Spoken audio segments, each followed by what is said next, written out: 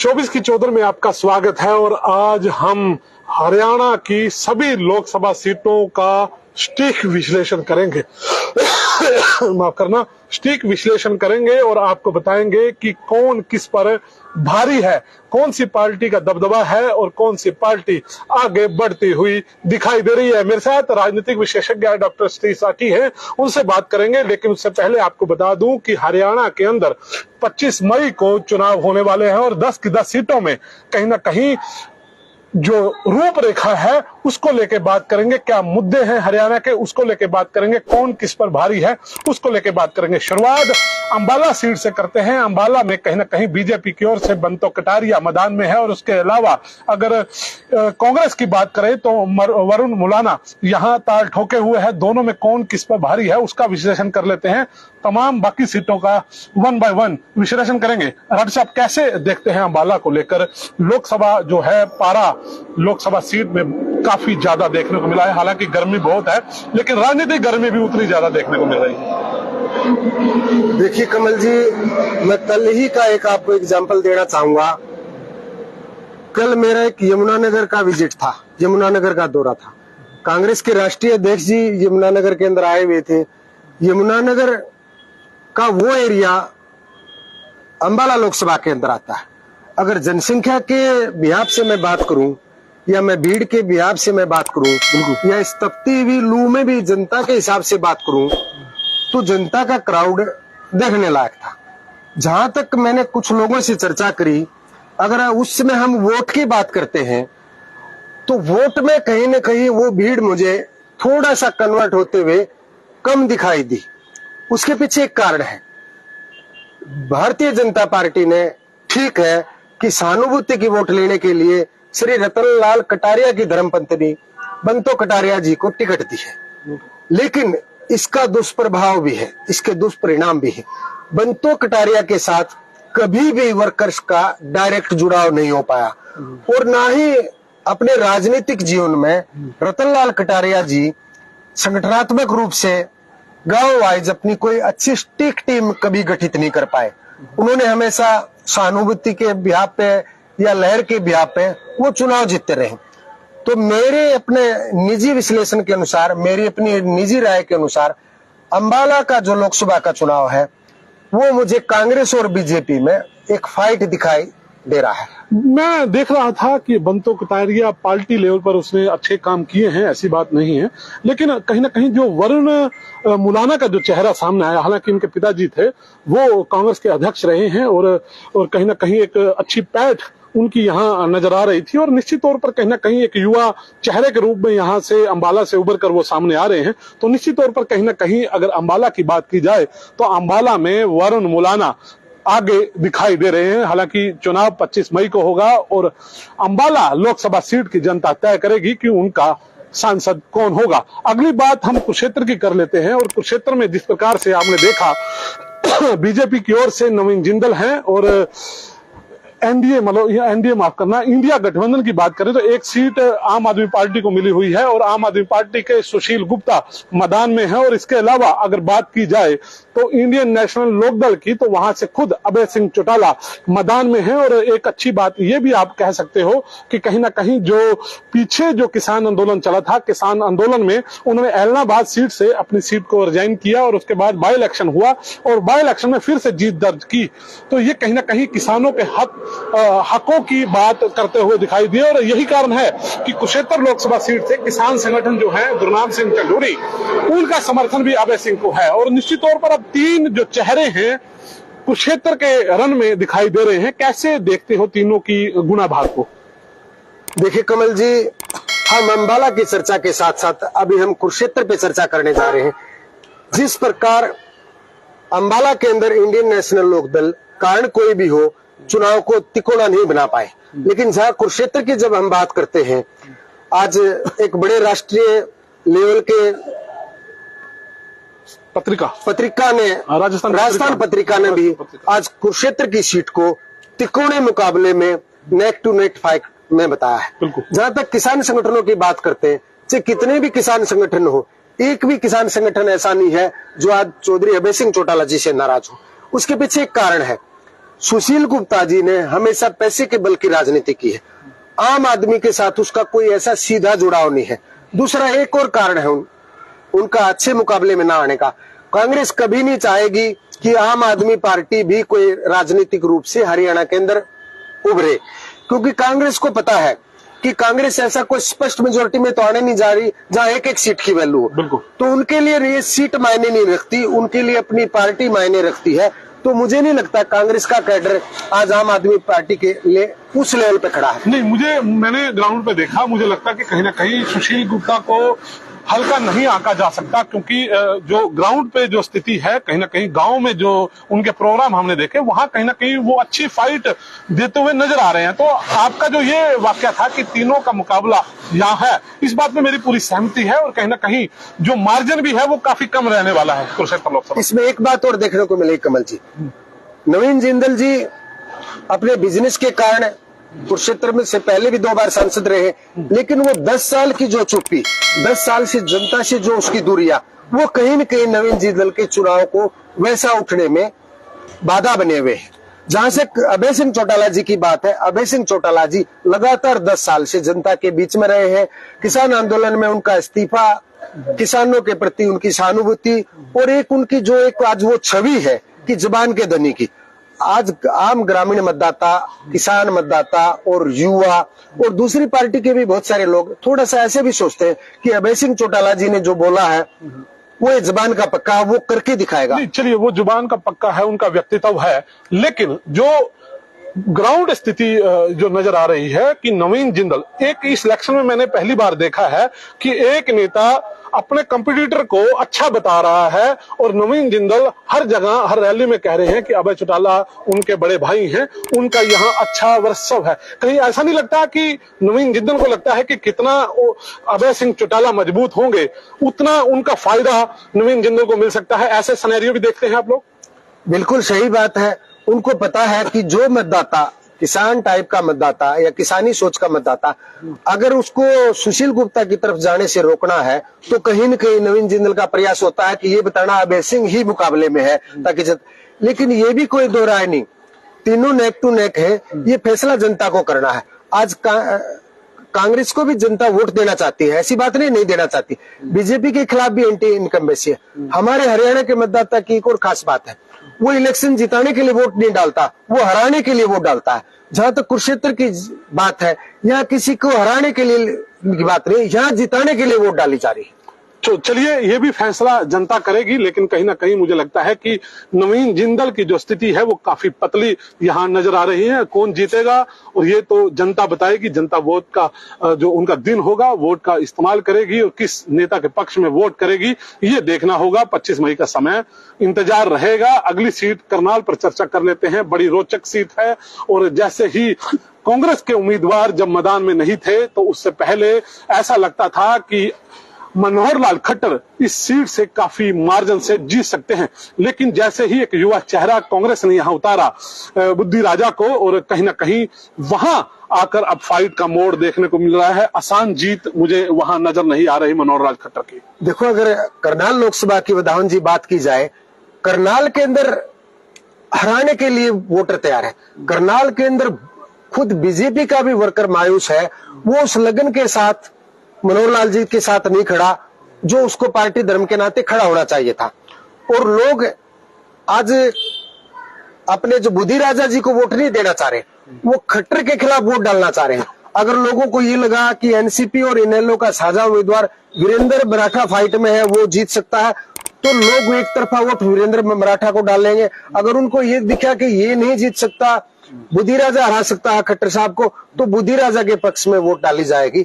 ये पूरी तरह सच है कि करनाल लोकसभा का मतदाता दिल से चाहता है कि मनोहर लाल जी को कैसे हराया जाए। अब वो आने वाला भविष्य बताएगा, लेकिन फिलहाल मुकाबला लगभग पूरा आप टाइट मानते हैं मुकाबला? तीनों में टाइट मानता हूं मैं। तीनों में टाइट।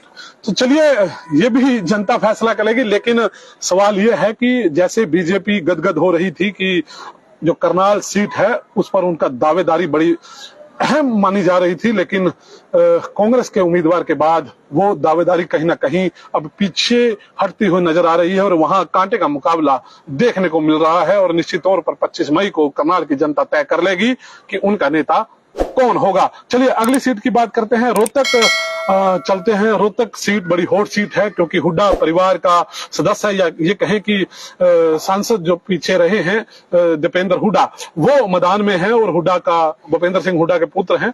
और कहीं ना कहीं पूरी कांग्रेस की ताकत रोहतक में देखने को मिल रही है। और दूसरी ओर जो अरविंद शर्मा हैं, कांग्रेस के हैं और बीजेपी के उम्मीदवार हैं, माफ करना बीजेपी के उम्मीदवार हैं। और अपना जातीय समीकरण की बात की जाए तो कहीं ना कहीं शर्मा कास्ट से आते हैं, तो पिछली बार भी वो यहीं से जीते थे और दीपेंद्र हुड्डा को उन्होंने हराया था। तो इस बार कैसे देखते हैं, आमने सामने की टक्कर है या कहीं बड़ा बदलाव यहाँ हो सकता है?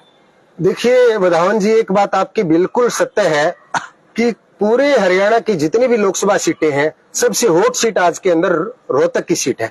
उसके पीछे दो कारण है।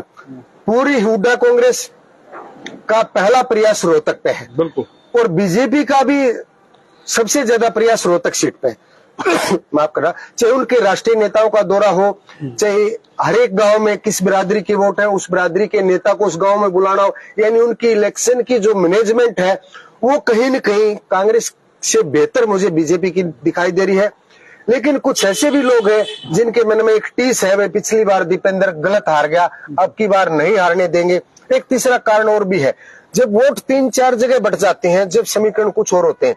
रोहतक लोकसभा एक ऐसी लोकसभा है आज के दिन जो लग रहा है कि वहां मुकाबला आमने सामने होगा, वहां जीत हजारों में होगी, जीते चाहे कोई भी। फिलहाल मुझे वो मामला टफ सा दिखाई दे रहा है। तो कांटे का मुकाबला आप कह सकते हैं। बिल्कुल बता। चलिए सोनीपत में भी कहीं ना कहीं हुड्डा परिवार का दबदबा माना जा रहा है और वहां भी आपको पता है कि मुझे लगता है कि कांग्रेस और बीजेपी की आमने सामने टक्कर है। कैसे देखते हैं? देखिए, पहली बात आपकी एक बात सही है, कुरुक्षेत्र में और पार्टियां भी मिलकर मुकाबले को तिकोना नहीं बना पाई जैसे कई लोकसभा के अंदर है। दूसरी बात क्या है, दोनों ही पार्टियों के कैंडिडेट ब्राह्मण समुदाय से, और ब्राह्मण समुदाय की अच्छी खासी वोट भी है कुरुक्षेत्र लोकसभा के अंदर।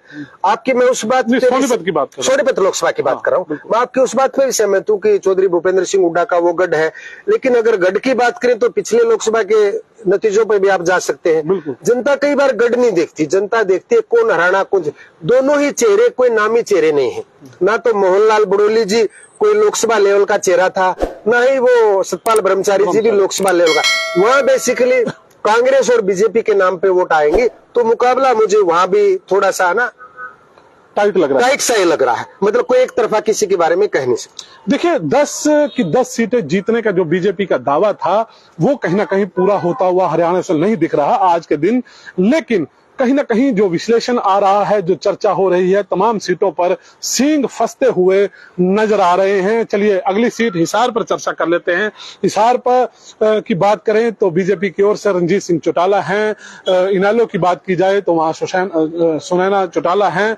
जेजेपी की बात की जाए तो वहां नैना चौटाला हैं। और इसके अलावा अगर कांग्रेस की बात की जाए तो जयप्रकाश मैदान में हैं। और कहीं ना कहीं रोचक मुकाबला हिसार में भी हम देख रहे हैं। देखिए कमल जी, आपकी सही बात है। अगर रोहतक के बाद कोई हॉट सीट की बात की जाए तो आज वो सेकंड नंबर पे हिसार आती है।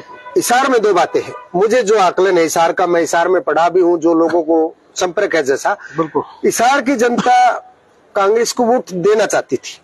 लेकिन उसके बाद क्या हुआ, बीजेपी चारों ही पार्टी के कैंडिडेट एक समुदाय के लोग हैं, और उस समुदाय की जो वोटें हैं वो स्वाभाविक रूप से तीनों चारों जगह डिवाइड हो जाएंगे। बीजेपी की जहां तक बात है, बीजेपी का जो पुराना कैडर है या जो स्थानीय नेता है वो थोड़े से इस बात पे नाराज है कि जो कैडर के लोग थे पुराने, उनको टिकट नहीं गया। आज आप देख रहे हो कुलदीप बिश्नोई, जो लोग 20-20 साल से नाराज थे, उनको भी इसलिए मनाने का प्रयास कर रहा है कहीं अगर रणजीत सिंह हारते हैं तो वो बात कहीं कुलदीप पे ना आए कि कुलदीप ने पूरा प्रयास नहीं किया। वो अपना एडी चोटी का जोर लगाए हुए, खुद मनोला ने एडी चोटी का जोर लगाए हुए, जयप्रकाश जी के लिए खुद भूपेंद्र सिंह हुड्डा एडी चोटी का जोर लगाए। लेकिन कांग्रेस की जहां वहां एसआर के फला फला गुट की जो बात है, मुझे उसमें भी मुकाबला थोड़ा तिकोना सा लगता है। जेजेपी हालांकि मैदान में नहीं आ पाई जैसा आना चाहिए, लेकिन सुनैना की जो गांव में लोग वोट जो उनके बिल्कुल जो सुनने आते हैं, सुनने आ रहे उसके हैं प्रति जो लोगों के विचार है, वो कहीं उनकी ना जो कहीं एक छवि बनी है, वो कहीं न कहीं मुकाबले को आरक्षण के अंदर तिकोना बनाए हुए। चलिए, ये भी सीट कहीं ना कहीं फंसी हुई नजर आ रही है।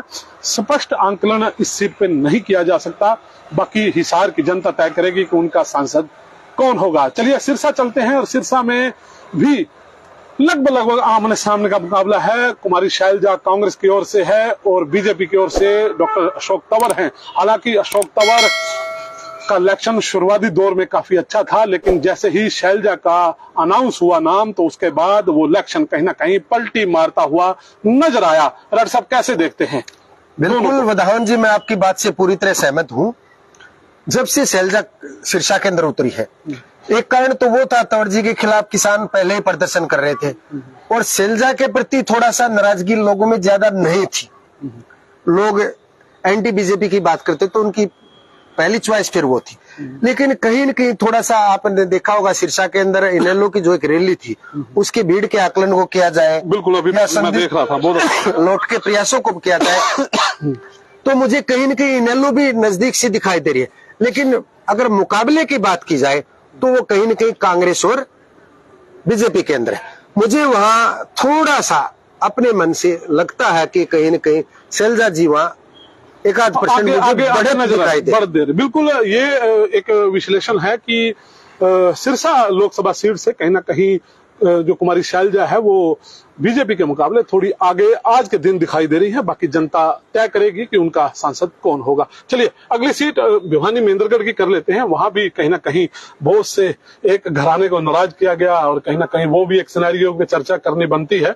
और इसके अलावा अगर बात की जाए तो रावदान सिंह है और उधर अपना धर्मवीर है, दोनों में आपसी देखिए, अगर देखिए कैसे देखते वधावन जी भिवानी लोकसभा की बात करें तो भिवानी लोकसभा बेसिकली जाट और राव बाहुल्य से करें। बिल्कुल, अगर चौधरी बंसीलाल की विरासत की बात करें या उसके परिवार के संघर्ष की बात करें तो उसको नकारा नहीं जा सकता। लेकिन इसका एक दूसरा पहलू भी है। अपनी विरासत या अपने संघर्ष के बदले की वोट इंसान खुद ले सकता है, उसको वो डिवर्ट कितना कर पाता है वो बड़ा जानने वाला चैलेंज है। लेकिन कहीं न कहीं जेजेपी मुझे लगता है बीजेपी से मैनेज लगती है। वहाँ जेजेपी ने भी एक राव साहब को टिकट दी है, कहीं न कहीं कांग्रेस की वोट में सेंध लगाने का वहाँ प्रयास है। और राव दान सिंह भी 4 बार विधायक रहे हैं, उनका भी एक क्षेत्र में प्रभाव है। चौधरी धर्मवीर जी का अपना प्रभाव है। तो मुझे भिवानी का मुकाबला भी थोड़ा सा दोनों में टफ सा दिखाई दे रहा है। आज मैं देख रहा था राहुल जी की वहाँ बड़ी जनसभा थी, बहुत से लोग थे वहाँ पे। बिल्कुल है कि इस चीज से भी परिवर्तन होता है कुछ चीजों का। बिल्कुल हो सकता है। जितना चुनाव जो 5वें 6ठे चरण की तरफ से आए, मुझे लग रहा है ये इंडी गठबंधन है, थोड़ा सा मजबूती की तरफ आया है। मजबूती की तरफ आया तो निश्चित तौर पर वहां भी कहीं ना कहीं मजबूती है। और मुझे लगता है कि पिछले दिनों में देख रहा था कि किरण चौधरी भी कहीं ना कहीं अच्छी सपोर्ट करती हुई नजर आ रही है। हालांकि अंदर खाते कौन किसका कहां कांटा निकालेगा वो देखने वाली बात है। फिलहाल आज कहीं ना कहीं कांग्रेस वहां मजबूत नजर आ रही है। और आप जो भिवानी महेंद्रगढ़ की जनता है वो तय करेगी कि उनका सांसद कौन होगा। चलिए बात गुरुग्राम की कर लेते हैं। और गुरुग्राम में मुझे लगता है कि एक ही तरफा माहौल है। राव इंद्रजीत एक शख्सियत है और कहीं ना कहीं एक लंबे अरसे से राजनीति में है। और उसके मुकाबले जिस प्रकार से एक अभिनेता है राज बब्बर मैदान में कांग्रेस ने उतारा है, कैसे देखते हैं? अगर लोकसभा की वधावन जी बात करें तो उसमें अपने सभी तरह के समुदाय की वोटों के साथ साथ हमारे मुस्लिम समुदाय की बहुत सारी वोट है। नहीं, गुरुग्राम की बात करें तो गुरुग्राम सीट की बात। हाँ, गुरुग्राम सीट में भी मुस्लिम समुदाय की बहुत सारी वोट, बिल्कुल बहुत सारी वोट है। अगर अपन सारी सीट का सर्वे करें तो मुझे कहीं न कहीं गुरुग्राम की लोकसभा सीट में अगर अपने जो बीजेपी के उम्मीदवार हैं उनके थोड़ा सा पक्ष में ये बात है कि वो काफी सालों से है, अहिरवाल की बेल्ट है, दक्षिण हरियाणा की बात करते हैं। और अगर कांग्रेस का थोड़ा सा वीक पॉइंट ये है कि उन्होंने एक ठीक है चेहरा बड़ा है लेकिन उसका अपना कैडर नहीं है वहां पे। उसको स्थानीय कांग्रेस का कैडर कितना सहयोग कर पाएगा, कितने लोग नाराज हैं। नहीं, कांग्रेस की एक बात और भी है ना, कांग्रेस की खुद की बॉडी जो हरियाणा में होनी चाहिए वो नहीं है, संगठन नहीं है हरियाणा में। तो ये भी एक कारण माना जा सकता है। बिल्कुल कांग्रेस का यही एक ड्रॉबैक है। नहीं तो हरियाणा की जनता इस साल थोड़ा सा इस चुनाव में कांग्रेस की मुझे थोड़ा सा लगाव दिख रहा था। लेकिन कहीं न कहीं कुछ क्षेत्र में लगता है कुछ कांग्रेस के खिलाफ है, ऐसा भी महसूस होता है। तो यहाँ मुझे लगता है कि जो बीजेपी यहाँ मजबूत है गुरुग्राम सीट पे, और निश्चित तौर पर जब फैसला आप लोगों ने करना है और 25 मई को तय हो जाएगा कि आपका सांसद कौन है, और 4 मई को इसके नतीजे भी आ जाए, 4 जून को इसके नतीजे भी आ जाएंगे। चलिए सीट फरीदाबाद की बात कर लेते हैं, तो वहाँ कैसे देखते हैं? बहुत सी फरीदाबाद में 2-3 बातें लगती है कमल जी मुझे। बिल्कुल, बहुत सारे सालों से कृष्णपाल गुर्जर जी वहाँ बनते आ रहे हैं। कृष्णपाल गुर्जर जी का जो ओरा जैसा बनना चाहिए था, मुझे जो स्थानीय लोगों से संपर्क के बिहार से जो एनालिसिस हुआ कि वो ओरा वैसा नहीं बन पाया। उनके परिवार पे, उसके नजदीकी लोगों पे कुछ और टाइप की छाप सी लगी। और जहां से कांग्रेस का उम्मीदवार है वो एक स्थानीय के साथ साथ वो थोड़ा सा मृदुभाषी है। बिल्कुल। तो कुछ पालों ने, कुछ खापों ने उसकी तरफ झुकाव का प्रयास किया, तो मुझे वहां बिल्कुल नेक टू नेक फाइट लगती है। नेक टू नेक फाइट, बिल्कुल। उसमें मैं ना कांग्रेस को आगे कह सकता, ना बीजेपी को आगे कह सकता, और तीसरी और चौथी कोई पार्टियां भी उसको तिकोना वहां पे नहीं कर पाई। चलिए ये सारा विश्लेषण था, आपने सुना और तमाम चीजें एक गहराई तक जाने की कोशिश हम लोगों ने की, लेकिन नतीजा जो है वो सब साफ हो जाएगा, क्योंकि 25 मई को हरियाणा की जनता का दिन है। और हमारी अपील है आप पूरे आवाम को कि वोट का इस्तेमाल जरूर करें, अपनी वोट को डालें और वोट डालकर अपने नेता को चुनें। बने रहो हमारे साथ, और ये चर्चा आपको अच्छी लगी कमेंट करें, शेयर करें, और अपना कमेंट रखकर ये बताएं कि चर्चा कैसी थी और हमारा जो विश्लेषण था वो कैसा था। कमेंट कर सकते हैं, कुछ सुझाव हो आपका वो भी कमेंट में कर सकते हैं। नमस्कार।